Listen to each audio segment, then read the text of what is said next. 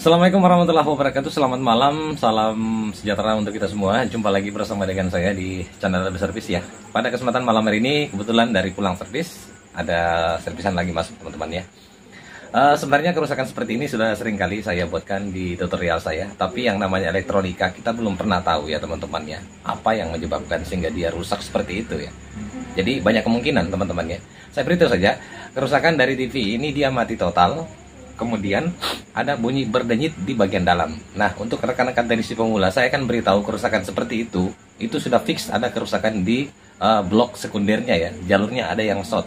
Yang bunyi cit seperti itu disebabkan regulatornya itu ingin bekerja ya. Tapi ada yang menghambat jalur yang short di area sekundernya sehingga mengakibatkan regulator itu berbunyi seperti itu. Nah, untuk kerusakan di area sekunder rata-rata sih biasanya kerusakan itu kalau bukan ada jalur yang short ya, bisa terjadi kerusakan di transistor horizontalnya bisa, dan bisa juga terjadi kerusakan di area playback bisa ya, dan kemudian bisa juga terjadi kerusakan di elko maupun dioda B plusnya atau diode yang ada di area sekunder. Itu bisa saja terjadi kerusakan seperti itu ya, karena yang jelas kerusakan seperti ini itu terjadi kerusakan ada jalur yang short di blok sekunder. Nah, makanya saya akan buatkan lagi tutorial yang kira-kira kerusakannya di apa, dan kita harus mesti tahu jika kerusakannya itu ada di transistor horizontal, kita harus tahu kerusakannya kenapa bisa dia rusak. Nah, seperti itu teman-teman ya.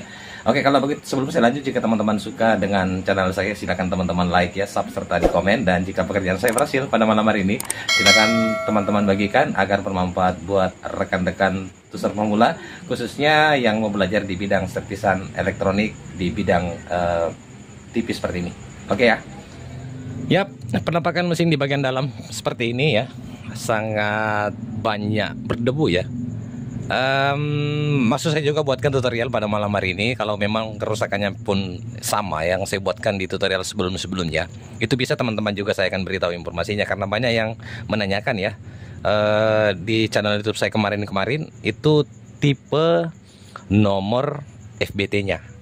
Teman-teman bisa tahu nomor seri dari FBT-nya itu, bisa masuk saja share di Google ya. Tapi barangkali teman-teman kurang paham kalau di Google ini, bisa saya perlihatkan secara langsung nanti tipenya untuk jenis TV LG seperti ini ya. Oke, kita akan tarik mesinnya. Saya akan bersihkan dulu ya, karena mesinnya sangat kotor sekali ya. Oke baik ya, sebelum kita lanjut dalam perbaikan itu, teman-teman teknisi pemula harus memperhatikan ya. Tadi kan kita sudah colokkan ya, berarti tegangan itu sudah masuk di area primernya ya. Biasanya sih kalau regulatornya itu tidak bekerja karena disebabkan yang seperti saya katakan di awal video tadi, jalur sekundernya itu ada yang short ya. Biasanya elko ini menyimpan tegangan. Jadi sebelum kita melakukan perbaikan, kita harus membuang dulu ya. Nah, sekarang saya mau mengecek dulu teman-teman ya. Saya ambil ampometer saya pakai ampometer ini aja supaya nilainya itu jelas ya. Kita ke skala DC ya. Ini. Oke, kita ukur ya elko terbesar di regulator ya. Nih. Kita lihat apakah dia ada tegangannya. Biasanya ada ya teman-teman ya. Ini sekitaran tegangannya biasa sampai 300 sampai 200-an ya. Nah, itu teman-teman ya, ini cuman kebalik saya ukur. Nah, itu dia terukur 273 ya menyimpannya. Ini kalau kena sama kita ya lumayan ya teman-teman ya. Oke, saya akan membuang dengan menggunakan solder bisa ya, atau menggunakan juga bohlam bisa. Saya gunakan ini ya untuk solder saja untuk membuang ya. Jadi cukup kita shotkan saja seperti ini, cari yang pasnya saja. Oke, ini sudah saya shotkan. Nanti kita sisa mengukur lagi apakah sudah terbuang semua. Oke, cukup. Coba kita cek lagi.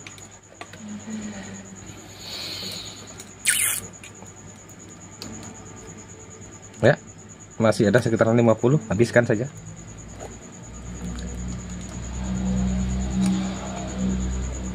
Kita habiskan ya. Oke, cukup. Ya, sudah terukur 14 volt ya, enggak apa-apa, sudah habis ya teman-teman. Kalaupun dia mengena itu enggak terasa ya. Oke, sekarang kita lanjut saja melakukan pengecekan ya. Kita langsung saja kita cek jalur sekundernya dengan menggunakan ampometer di skala buzzer ya. yang seperti saya katakan tadi, bahwa pasti fix kerusakannya itu ada di jalur sekunder ya. Untuk area primer aman ya, atau area regulator ya. Kita cek, saya senangnya langsung saja mengecek, bisa di elko bubblesnya, bisa kita cek juga di transistor horizontalnya ya. Ini transistor horizontalnya ada di paling ujung ya. Kita letakkan seperti ini dulu, lalu kita cek ya. Nah, itu ini ada yang short ya. Nah, untuk mengetahui yang mana yang short di jalur mana, kita boleh melepas dulu beban ke playback, bisa kita langsung buka transistor horizontalnya untuk mengetahui lebih jelasnya juga bisa.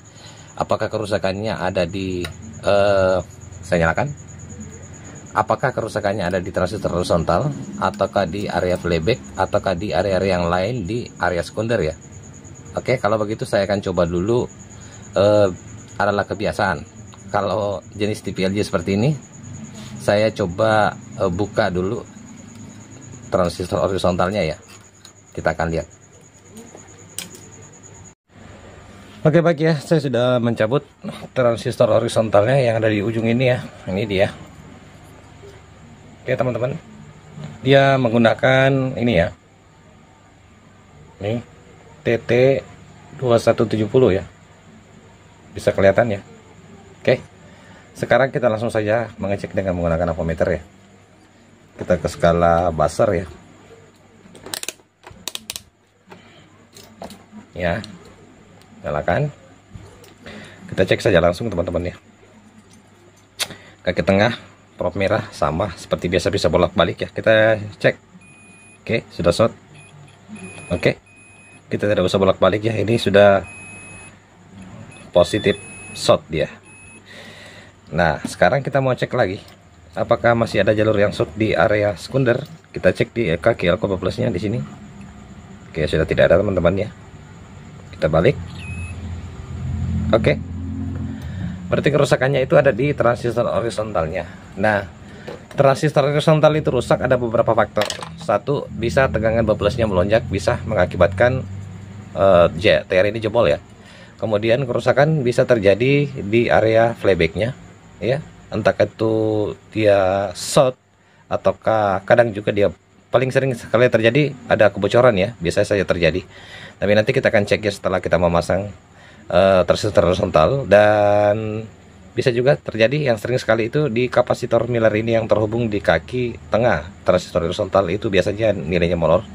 Kemudian kalau kasus seperti ini teman-teman pernah dapat, sudah ganti langsung jebol, sering jebol ya teman-teman ya. Nah, itu teman-teman bisa juga cek di dekat trafo isolator yang ada di sini ya. Sebentar saya lihatkan dulu. Ada sebuah elko kecil ya, dekat dari trafo isolatornya. Nah, ini teman-teman, ini dia ya. Kalau tidak salah nilai elko-nya itu sekitaran 50 volt 47 mikro ya biasanya yang ini ya. Ini letak posisi elko-nya di sini. Ini biasanya mengalami kekeringan yang juga mengakibatkan sering sekali itu transistor horizontal jebol ya. Jadi kalau teman-teman pernah dapat kasus sudah mengecek kapasitor Miller ini ya yang terhubung di kaki tengahnya, kemudian playbacknya dalam kondisi normal juga, tidak ada kebocoran dan tidak short ya, masih juga tetap jebol ya, teman-teman bisa langsung saja cek di elko yang dekat trafo isolator ini ya. Ini ada sebuah elko kecil ya, nih, tidak kelihatan ini ya. Bisa cek teman-teman, cek saja, biasanya dia mengalami kekeringan ya. Oke, kalau dari 3 faktor yang menyebabkan transistor horizontal itu sering jebol yang saya sebutkan tadi ya teman-teman ya, teman-teman bisa cek keseluruhannya. Oke, kalau begitu, jadi saya langsung saja mengecek 4 faktor tadi ya teman-teman ya. Saya cek dulu tegangan bubblesnya 1, kemudian kapasitor Miller ini 2 yang terhubung di kaki tengah ya, kemudian elko-nya yang terhubung di trafo isolator ya, ini dekat trafo isolator, sorry ya, elko kecil ini ya. Kemudian playbacknya sendiri ada 4 ya. Nah, sekarang saya mau coba cek semuanya satu persatu ya. Saya tidak usah videokan teman-teman, karena sudah sering kali saya buatkan tutorial seperti ini ya. Oke, kalau begitu saya akan coba dulu mengecek kapasitor Miller ini, lalu saya akan mengecek elko ini. Kemudian kalau dalam kondisi semua normal, saya lanjut dengan melakukan pengecekan tegangan bubblesnya, apakah dia normal atau gimana. Nanti kita akan lihat.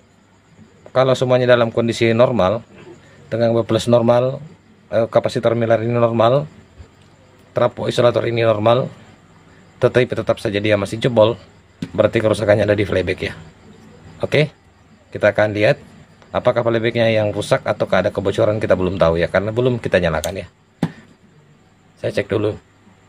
Oke, baik ya teman-teman, setelah saya mengecek kapasitor Miller yang terhubung di kaki tengah transistor horizontal dalam kondisi normal, kemudian elko kecil yang saya katakan tadi itu 50 volt 47 mikro, ya, dekat trafo isolator ya, yang ini dia letak posisinya dalam kondisi normal juga. Sisa saya belum mengecek tegangan 12-nya.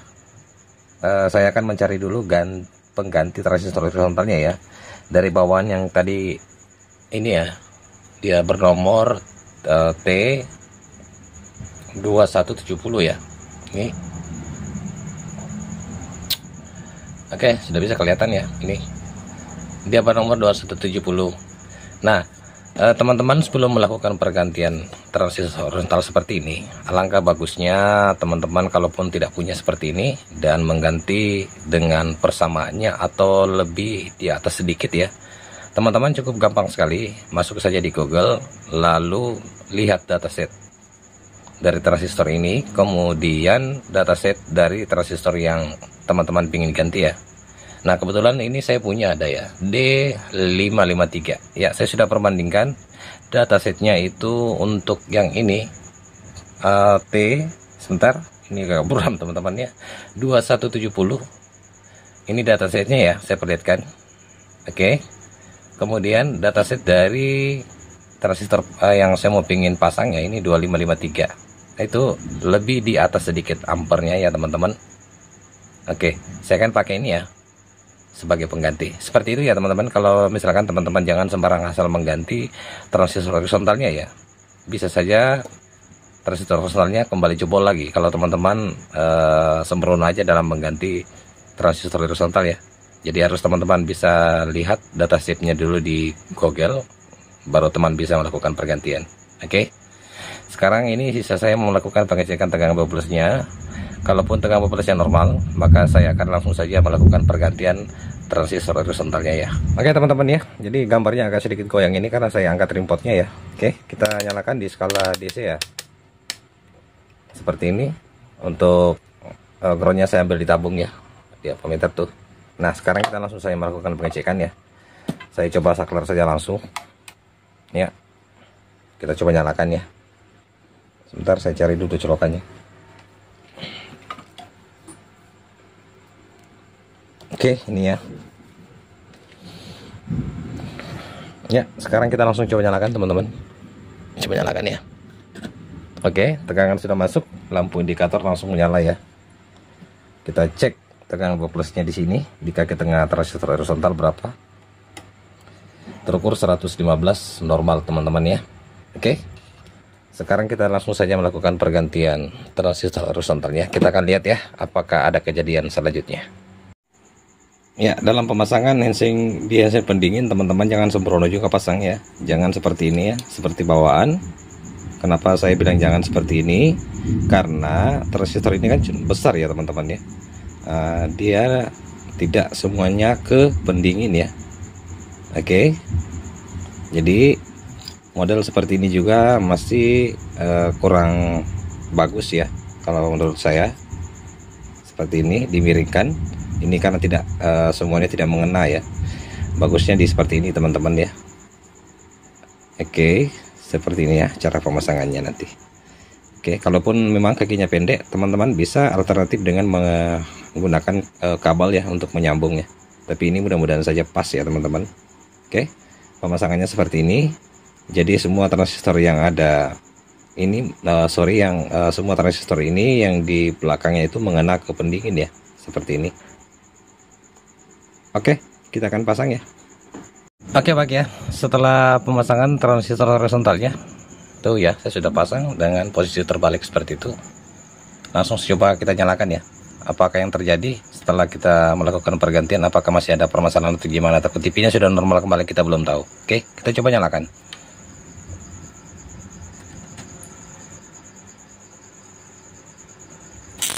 Oh, ada kebocoran ya teman-teman. Saya matikan dulu supaya teman-teman bisa lihat lebih jelas. Perhatikan di flyback sini ya, di atas pangkal flyback ya, perhatikan ya. Jadi kalau seperti itu teman-teman langsung cabut ya, karena bisa saja inilah yang menyebabkan sehingga transistor horizontal ini jebol ya. Oke, coba saya nyalakan kembali, tapi kita harus cabut dengan cepat ya untuk melihat kebocorannya di mana dia bocor ya.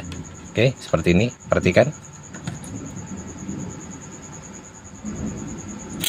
Itu dia teman-teman ya, ternyata dia bocornya ada di pangkal ya. Oke, seperti kasus-kasus sebelumnya yang saya tangani teman-teman, karena saya nggak punya flyback seperti ini ya.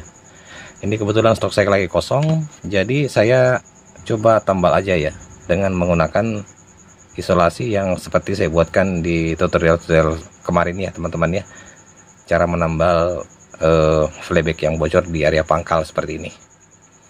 Oke teman-teman, kita akan lanjut melakukan pekerjaan penempelan flybacknya yang bocor di area pangkalnya ya. Ini dia.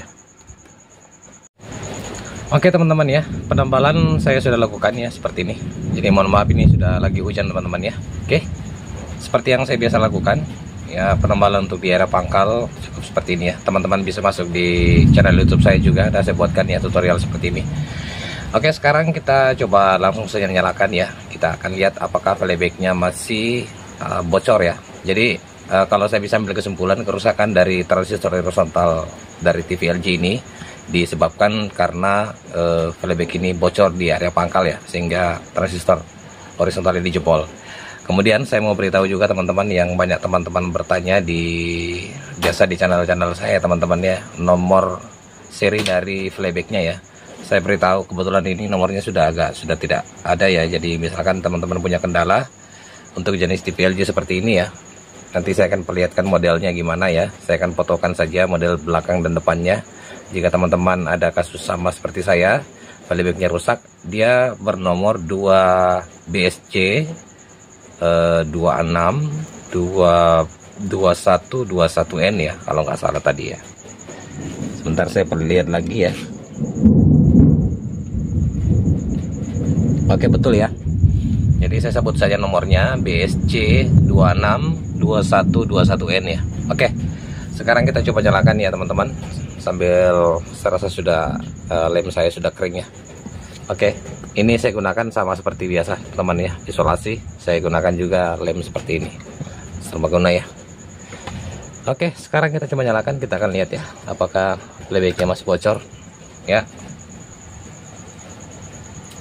Oke, sudah tidak bocor teman-teman, sudah tidak ada percikan api ya. TV ini sudah start kalian-kaliannya. Kita coba lihat penampakan di depan. Nah, itu dia teman-teman ya, TV-nya sudah nyala normal kembali. Garis yang ini adalah efek dari kamera saya ya. Oke, seperti itu.